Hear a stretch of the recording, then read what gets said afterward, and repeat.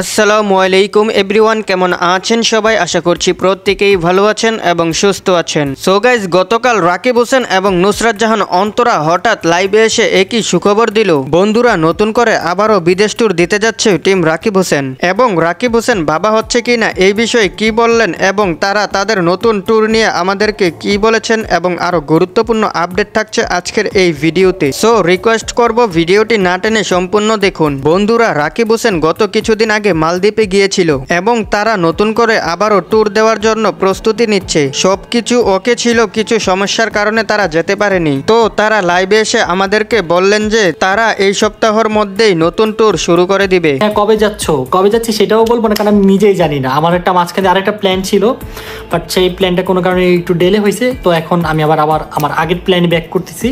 So কালকে থেকে আবার নতুন করে প্রসেসিং শুরু হবে। হোপফুলি আমরা এই উইকের মধ্যেই, বা এখন ডেটটা শিওর আমি বলতে পারছি না, বাট হবে কিছু একটা। আমাদের নেক্সট কোন দেশে যাচ্ছি গাইজ গেস করো। তোমাদের জন্য কিন্তু এবার গাইজ অনেক এক্সট্রিম লেভেলের ভিডিও বানাবো, যেগুলো তোমাদের খুব ভালো লাগবে আশা করছি, ইনশাআল্লাহ। অ্যান্ড অনেকগুলো ব্লগ আসবে, একটা দুইটা ব্লগ না, অনেকগুলো ব্লগের জন্য গাইজ বাড়ি ছেড়ে চলে যাচ্ছি। কবে আসবো সেটাও জানি না, দোয়া করেন আপনারা।